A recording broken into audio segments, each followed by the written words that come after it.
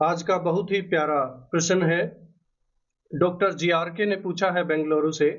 वो कहते हैं, क्या हम सभी अपने पूर्व जन्मों को जान सकते हैं? पूर्व जन्मों को जान सकते हैं, ये सबके लिए ही है। ये लगभग लगभग हर व्यक्ति का प्रश्न होता है जब तक वो नहीं जानते। तो इसके लिए हमें कुछ बिंदुओं पर चर्चा करनी होगी। इसमें मुख्य 7 बिंदु हमारे रहेंगे। एक एक करके हम उस पर चर्चा करेंगे तो ये हमारी सारी चीजें उसमें आ जाएंगी, सारी बातें उसमें खुल जाएंगी। पहले जानना जरूरी है महाजीवन क्या है। गुरुदेव सिद्धार्थ उपनिषद के पेज नंबर 43 पर इसकी चर्चा करते हैं। गुरुदेव लिखते हैं कि पहले जो हमारा जन्म से मृत्यु तक का समय है, ये यात्रा है, इसको जीवन कहते हैं। और जन्मों की श्रृंखला को महाजीवन कहते हैं।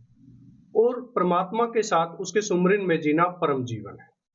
कोई एक जन्म आता है जिसमें हम परमात्मा के साथ जुड़कर जीना सीख लेते हैं, वो परम जीवन है। और गुरुदेव लिखते हैं कि धर्म के समग्र रूप को अगर जानना है तो महाजीवन के विज्ञान को जानना जरूरी है।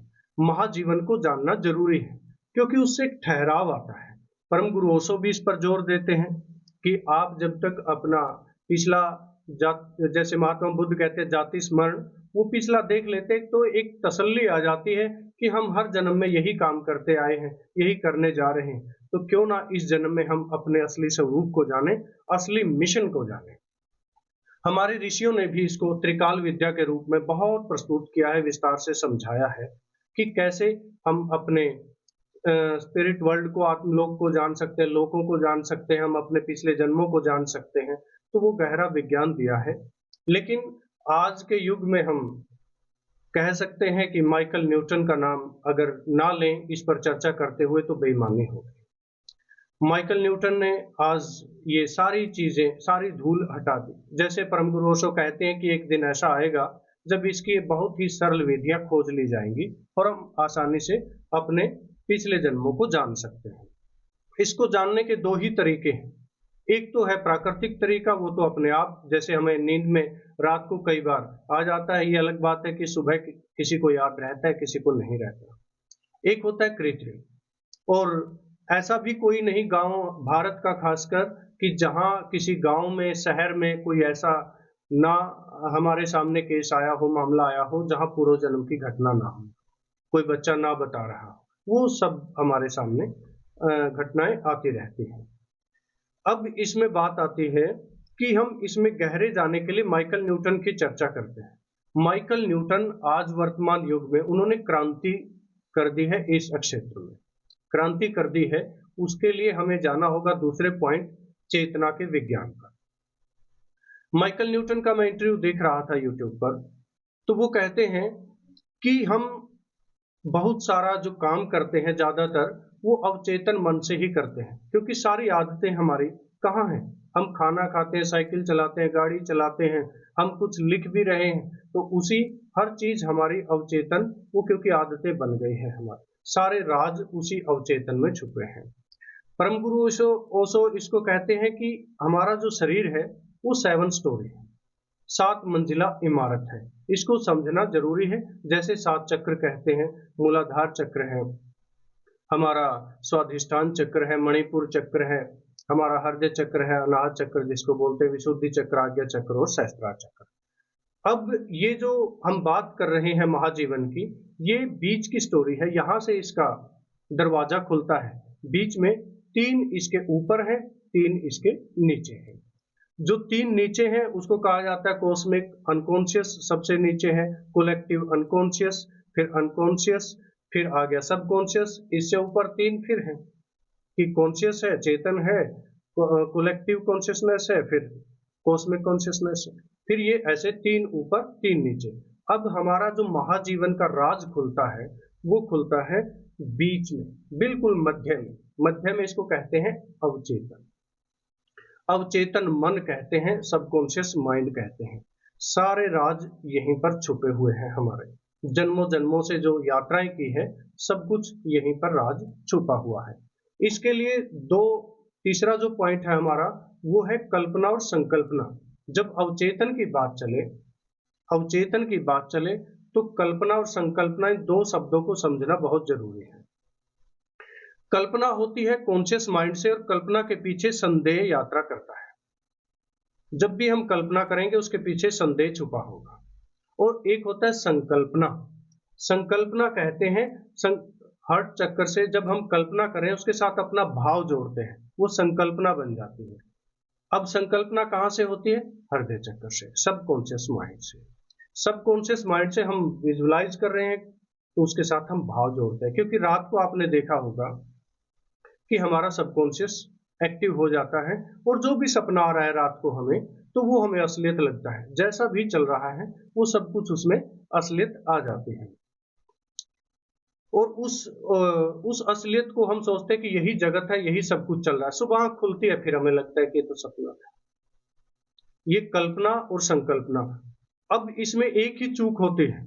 एक चूक क्या होती है कि हम संकल्पना करना नहीं जानते, हम कल्पना करते रहते हैं, और कल्पना में संदेह है तो वहां चेतन मन पर ही अटके रहते हैं, इसलिए हम गहरे नहीं जा पाते। इसलिए जो चौथा पॉइंट है वो हमारा वो अवचेतन है, कि अवचेतन को आपको समझना जरूरी है। उसमें दो स्टेट मुख्य है, अल्फा स्टेट और थीटा स्टेट। अल्फा स्टेट बोलते हैं अपर पार्ट है जो हमारा सबकॉन्शियस माइंड का, अवचेतन मन का, उसमें सम्मोहन होता है। सम्मोहन होता है, उसमें इंस्ट्रक्शन दिए जाते हैं, एक तंद्रा की अवस्था आ जाती है। और जैसे आप देखते हैं सुबह हम उठते हैं, माइकल न्यूटन कहते हैं कि जब हम सुबह नींद से हमारी आंख खुल जाती है, आंख नहीं खुलती, सॉरी, आंख तो बंद रहती है, लेकिन नींद हमें पता चल जाता है कि नींद तो गई, लेकिन बिस्तर पर है। वो कहते हैं वो तो आपका थीटा स्टेट है। लेकिन जब आंख खुल गई, हम पहली बार थोड़ा उठे, कुछ चले, तब वो कुछ तंद्रा बची है, उसको वो सम्मोहन कहते हैं, वो अल्फा स्टेट है। लेकिन जब आंख बंद है और हमें पता है नींद तो नहीं है, लेकिन फिर भी हम बिस्तर पर लेटे हैं, उस समय क्या है, वो थीटा स्टेट है। अब ये अल्फा स्टेट में सम्मोहन होता है, इसलिए आपने देखा होगा ओशो धारा में आज तक इतने लोग, हजारों लोगों ने एक्सपीरियंस किया है, उसके लिए पहले 3 दिन हम सम्मोहन का अल्फा स्टेट में उनको ले जाते, प्रयोग करवाते हैं। जब वो उस सम्मोहन में अल्फा स्टेट में प्रवेश करते हैं तो लॉ ऑफ अट्रैक्शन वाला जो विज्ञान है वो पकड़ में आती है बात, और उसमें गहरा जाना हम सीख जाते हैं। और जब उसमें जाते जाते फिर एकदम हम थीटा स्टेट में प्रवेश कर जाते हैं, और गहरा जो सबकॉन्शियस का हमारा गहरा हिस्सा है उसमें हम प्रवेश कर जाते हैं। उसमें प्रवेश करते ही जो हमारे जन्मों की यात्राएं थी वो खुलने लगती। उसमें जाना इतना आसान हो जाता है अगर हम भाव के तल पर जीते हैं। अगर हम कल्पना के तल पर कॉन्शियस माइंड से जाते हैं तो उसके लिए बड़ी चुनौती है, वो लोग नहीं जा सकते। आपने पूछा है क्या सभी देख सकते हैं? हाँ, देख सकते हैं। उसके लिए शर्त क्या है? संकल्पना का विज्ञान उसको पता होना चाहिए। आज तक ओशो धारा में हजारों लोगों ने देखा, लोगों ने इतने एक नहीं अनेकों जन्म देखे। उसके लिए क्या है कि आपको संकल्पना का विज्ञान पता होना चाहिए, कि जो हम हृदय चक्र पर पहुंच गए तब आपको भाव जोड़ना है। फॉर एग्जाम्पल, आपको लगा कि मैं प्रधानमंत्री हूं, मैं प्रधानमंत्री बन, वो वहां पर कोई किंतु परंतु नहीं बचना, वो प्रधानमंत्री की कुर्सी पर ही अपने आप को देख रहा है, तो तब वो संकल्पना कही जाती है। अगर वो कह रहा है कि मैं कहाँ बन सकता हूँ प्रधानमंत्री, ये तो मैं कल्पना कर रहा हूँ, क्योंकि कॉन्शियस माइंड से कर रहे हैं तो संदेह पीछे खड़ा है। उसके लिए हमें और गहरा जाना होगा। जैसे अल्फा स्टेट में हम सम्मोहन में गए, हमारी तैयारी हो गई उसमें आगे थीटा स्टेट में प्रवेश करने के लिए, तो हमारा पांचवा इसलिए सम्मोहन था, और छठा हमारा पॉइंट है जो वो यही है, महाजीवन और थीटा स्टेट। थीटा स्टेट में अलग अलग विधियों से आपको ले जाया जाता है। ये 2 प्रकार से करवाया जा सकता है। एक तो इंडिविजुअल में आप अगर जैसा कहा जाता है उसके साथ साथ आप चलते हैं, और सामूहिक रूप से कुछ सामूहिक इंस्ट्रक्शन होते हैं जो वही दिए जा सकते हैं, इकट्ठे लोगों को भी करवाया जा सकता है। इंडिविजुअल में आपसे ही कुछ पूछा जाता है। इंडिविजुअल में आप एक बार थीटा स्टेट में प्रवेश कर जाते हैं तो आपसे ही क्वेश्चन पूछे जाते हैं कि अब आप कहाँ हैं।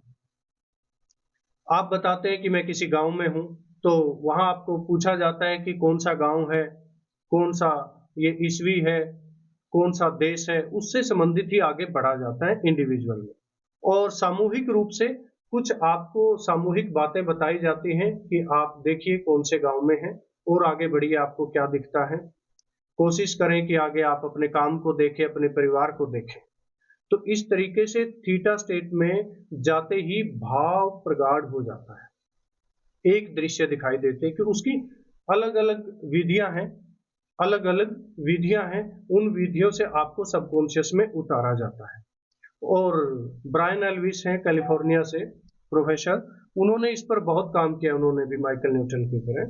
तो वो कहते हैं, ब्रायन एल्विस वो कहते हैं कि प्रकृति से जोड़कर या मनुष्य की नेचर का पता होना चाहिए कि वो किस नेचर का है।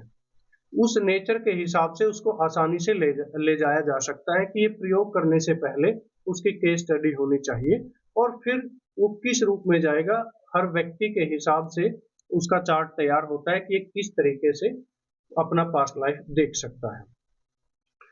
अब आती है बात कि विधियां कौन सी कारगर है, विधियां कौन सी कारगर है। इस विधियों में संगीत का बहुत बड़ा रोल है, बहुत बड़ा रोल है कि हमें पहले रिलैक्सेशन में कैसे ले जाया जाए, कौन से संगीत के साथ हमें सबकॉन्शियस में कॉन्शियस माइंड से उतारने के लिए कौन से संगीत का प्रयोग किया जाए। अब जब हम थीटा स्टेट में पहुंच गए, तब बैकग्राउंड में कौन सा हमारा म्यूजिक चलना चाहिए ताकि हम कॉन्शियस माइंड पर ना आए। संगीत का रोल इतना है कि वो हमें कॉन्शियस माइंड पर नहीं आने देता संगीत, और वो चला रहता है, हमारे स्थूल शरीर को शांत रखता है, हमारे मन को शांत रखता है, कॉन्शियस माइंड को, और हमारा अवचेतन मन खुल जाता है। और जो लोग चूकते हैं, जो 7वां पॉइंट है सबसे मुख्य, जो लोग नहीं देख पाते उसका क्या कारण है, जो 7वां अपना अंतिम बिंदु है, उसको हमें अवश्य जानना चाहिए कि जो लोग नहीं देख पाते उसके पीछे कारण क्या है। उसके पीछे केवल एक कारण है कि जब हमें कहा जाता है कि आप एक टनल से गुजर रहे हैं, तो हम कहते कि टनल तो मुझे दिखाई नहीं दे रही, मैं कहां से गुजरूं। या किसी को एक कहा जाए कि आप किसी पहाड़ की चोटी पर खड़े हैं, तो कह रहे हैं कि पहाड़ कहां, पहाड़ कैसे, वहीं अटक गई बात। आप पहले तो आपको विजुलाइज करना होगा, अपनी तरफ से एक्टिव होना होगा, ताकि थीटा स्टेट में हम प्रवेश कर पाए। अपनी तरफ से उसमें पूरा गहरा आपको पहाड़ की चोटी पर देखना है कि हाँ मैं पहाड़ की चोटी पर हूं, नहीं तो वहीं से आप वापस बस वहीं अटक गए। वहां से जैसे ही आपको कहा जाए आप गहरी घाटी में जा रहे हैं या जहां भी जैसा इंस्ट्रक्शन दिया जा रहा है, तो वहां पर जाकर आपको उसको फॉलो करना है। आप जैसे उसके साथ भाव जोड़ते हैं, फॉलो करते हैं, देखते देखते शुरू में तो हमें लगेगा कि ये मेरी कल्पना है, मेरी कल्पना है, लेकिन वो कल्पना आपको अगर उसको फॉलो करते हैं, देखते देखते आपको पता नहीं कब आपका थीटा स्टेट खुल जाता है।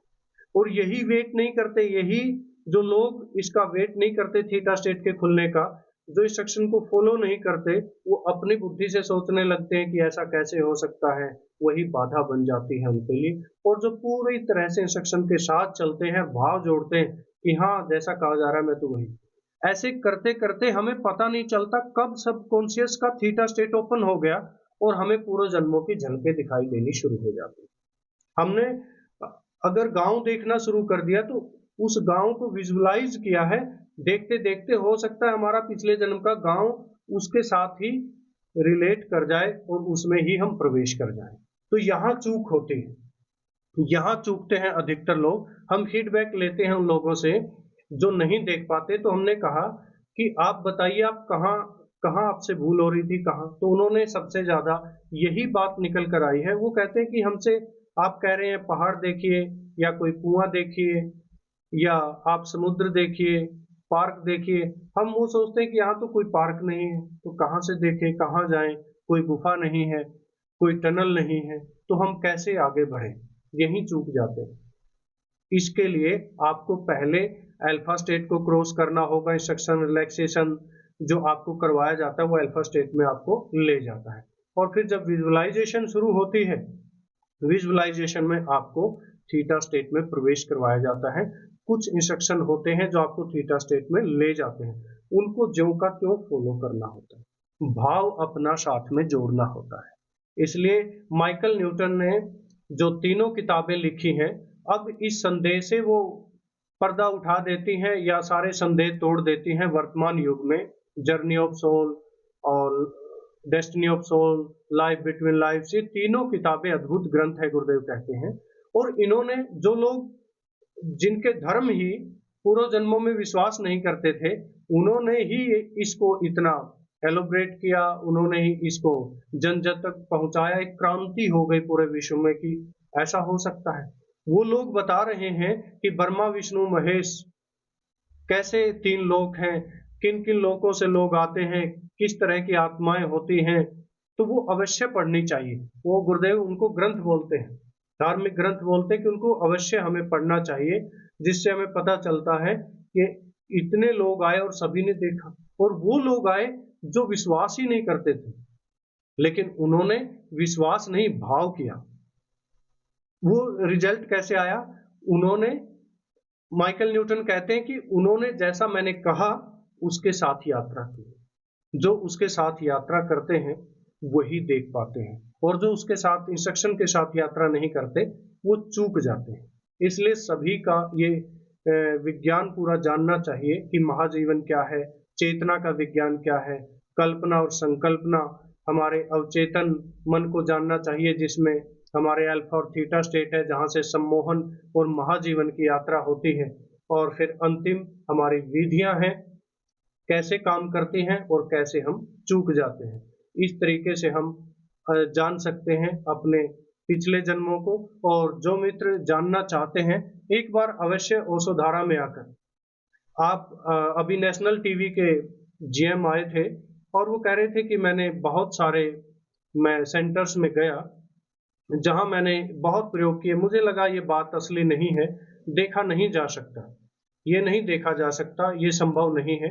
फिर भी मैं सभी में जाके लास्ट में कुछ निष्कर्ष निकालना चाहता था कि ये वैसे ही चल रहा है धंधा, ऐसा नहीं होता।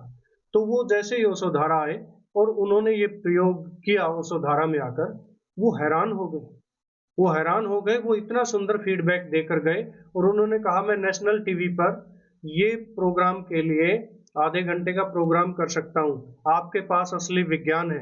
मैंने कहा था ना, गुरुदेव ने और 4 चांद लगा दिए हैं। और माइकल न्यूटन, हिपर्ट शिष्याचार्य तो हमारे आश्रम में आ चुकी है, उनका विज्ञान हमारे पास ओशोधारा के पास है, प्लस उसमें और चीजें गुरुदेव ने जोड़ दी हैं, जिसके कारण जो परिणाम आता था उसमें समय लगता था, अब उसमें समय नहीं लगता, बिल्कुल आसानी से उसमें जाया जा सकता है। तो कहते हैं कि मैं आधे घंटे का प्रोग्राम नेशनल टीवी पर ओशोधारा का, इस प्रोग्राम का करवाना चाहता हूं। तो आप भी जान सकते हैं, जब वो जान सकते हैं तो आपका बहुत बहुत स्वागत है ओशोधारा के सम्मोहन और महाजीवन के प्रोग्राम में।